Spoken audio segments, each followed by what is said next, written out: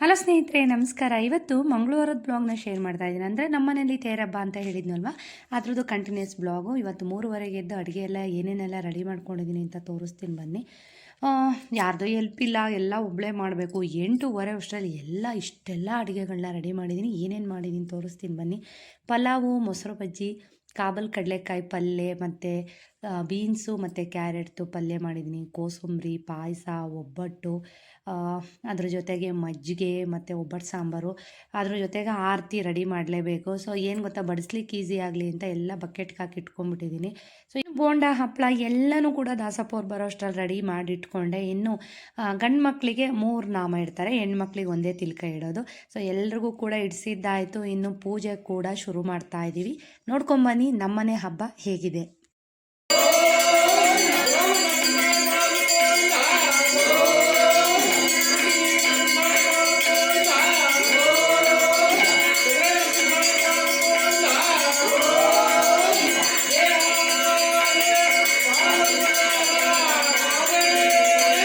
So Govinda Govinda Govinda ಅಂದರೆ ಮನೆಗೆ ಆನಂದ ಅಂತ ದೊಡ್ಡವರು ಮೊದಲಿಂದನೂ ಹೇಳ್ಕೊಂಡು ಬಂದಿದ್ದಾರೆ.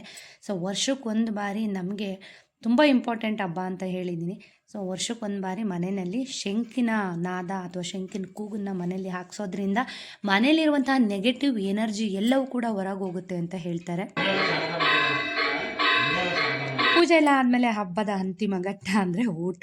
ಸೊ ಊಟ ಎಲ್ಲ ಮಾಡ್ತಾ ಇದ್ದಾರೆ ಮಕ್ಕಳು. ಸೊ ಇದರ ಒಂದು ಲಾಂಗ್ ವಿಡಿಯೋನ ನನ್ನ ಯೂಟ್ಯೂಬ್ ಚಾನಲ್ನಲ್ಲಿ ಶೇರ್ ಮಾಡ್ತಾ ಇದ್ದೀನಿ. ಇಂಟ್ರೆಸ್ಟ್ ಇದ್ದರೆ ಚೆಕ್ ಮಾಡಿ. Thank you.